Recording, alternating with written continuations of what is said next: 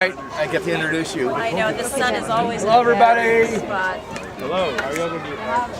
I want to introduce Olenka. I've known her for a long time, and I was privileged to see this park come into being, and that was great. So Olenka has an undergraduate degree from Pomona College and an MBA from Golden Gate University. Oh, thank you. And she spent 18 years with startups and technology companies in the Silicon Valley. When her second daughter, Ava, was born with disabilities in 2003, she turned her focus on improving the quality of life for those with disabilities. Olenka serves on the board of directors for the Palo Alto Unified School District's Community Advisory Committee for Special Education on Life Services Alternatives in San Jose, and is vice president of the Friends of Palo Alto Parks.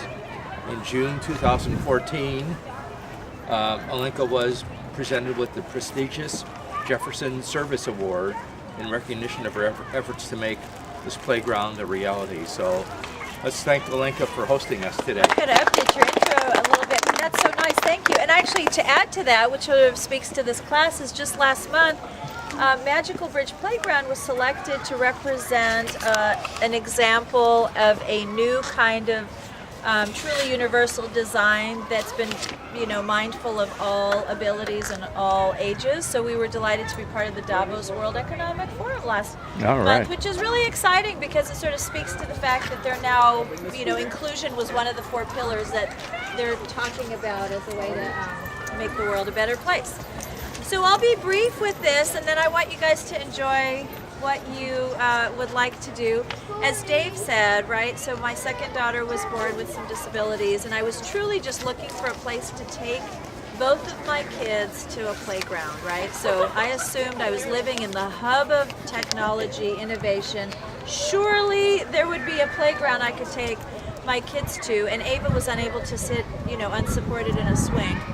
So the city of Palo Alto said to me, I asked, well, where are the parks that I can take my daughter Ava? And they said, well, you know what, all of our parks are ADA compliant, and ADA is Americans with Disabilities Act, right? So they said, but it looks like we don't have the kind of park that you're looking for. Why don't you go design the kind of park we need? So they gave me this space, which is a little under an acre. And I thought it would be an easy task. I'd go online and I'd find a park that inspired me, maybe one in Europe, and I'd say to the city of Palo Alto, hey, you guys, can you build a park like this? So I was not looking for a park, a wheelchair park, or a park for special needs people.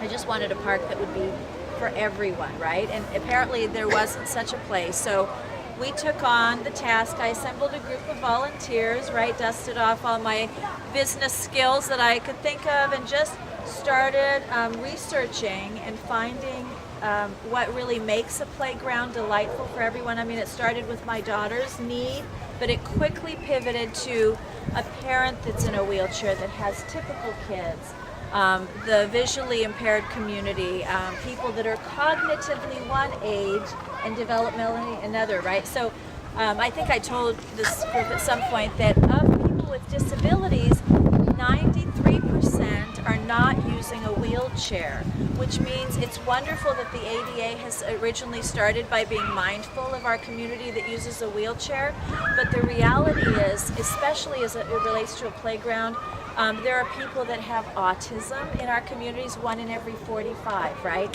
They play very differently. There are people that have differences that are not even on anybody's radar. So we decided to do the research and show by example that you can create a place for everyone. And so that was the birth of the Magical Bridge Playground, a place that everybody could have a good time, and that's where the social and the physical sort of traditional barriers disappear. The goal would be to create a place where everybody came, not just one group or another, and that's where you see members of your community. So since we opened almost 4 years ago, we have been seeing about 20,000 visitors a month coming to Palo Alto, and as a result, in true Silicon Valley style, we started a foundation, a nonprofit foundation, in 2016 with some seed money, and now we are under contract with 5 other cities last year the county allocated $20 million to create more Magical Bridge playgrounds here in our county, so not everybody had to drive to Palo Alto. And we are also under partnership conversations with the Obama Presidential Library in Chicago to bring this model of play out there. So we're doing a lot of, fun things, but really what you'll find when you come through this playground, you'll be able to go in just a second. We found that the kind of playground that you see across the bridge, a traditional kind of a platform playground, that's what you'll see in our cities and our schools. That's very unwelcoming to somebody with autism because it's a lot of frenetic activity. There's no movement, right? A lot of kids need the movement, need the spinning. I mean, there's a lot of developmental milestones that people rely on, and if you have a limitation either physically or mentally or cognitively, right, you're not able to do certain things. Like many of you may have grown up just running around, jumping. Well, all of that adds to your sense of balance and so on. So what we did is we divided the playground into those developmental key milestones. So no matter what your ability, no matter what your size, you can access and enjoy everything. So that you go to the right and you'll see, especially children, children and adults with autism rely on predictability. So knowing that the park is laid out a certain way, that you know where to go, it helps with people that have visual impairment. But if you go to the right, that's all a spinning. So everything there is a spinning experience.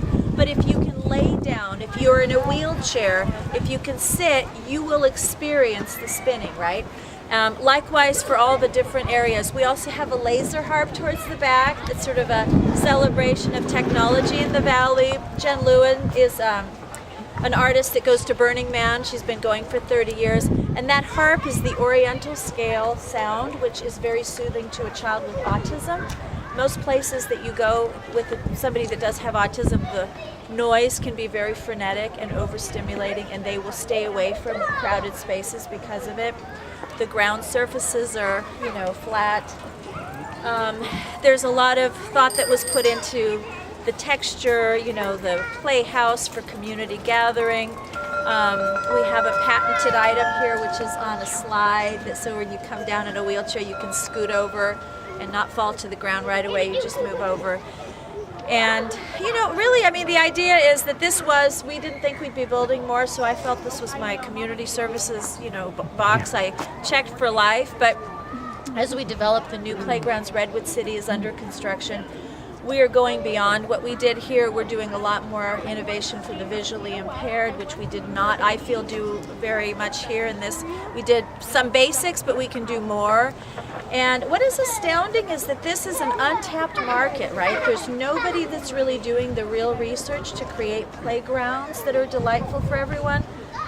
School playgrounds, same thing. They're the same platform playgrounds, and unfortunately a lot of children are not accessing play at school, so we are actually under contract to design those for the Palo Alto district. So it's a wide open market. Everybody goes to a playground, and we're trying to create a new kind of playground called community playgrounds, not inclusive, because every time you hear the word inclusive, what do you think? You think, oh, that's for special needs people or people with special. So why is inclusive synonymous with people with special needs? We all want to be included. So I invite all of you, as you experience whatever you do in life, to be mindful of, no matter what the law tells you to do, just be mindful of the many people that live in our communities, right? One person in your family has a disability of any kind, it affects the whole family, it affects the whole outing, right? So on that note, I don't want to keep going. I'm going to hang around. Dave knows this playground very well as well. And I just invite you to go. You can go on everything here. Unlike other parks that have those age restrictions, we don't have that, and you won't find any limitations. And we got some really big kids here. We have the big kids. And we do find adults coming here to swing. We do find people, the senior community. In fact, this Sunday we have a whole play day for seniors. All right. So again, it's that cross-generational. We like to call the playground a place where you can have, it's like the new town square of the 21st century. Everybody's welcome. And we have kindness ambassadors that roam around on occasion. So sometimes you'll see them, and we just welcome you to have. If you have questions, please let me know. Am I taking too long? No. Okay.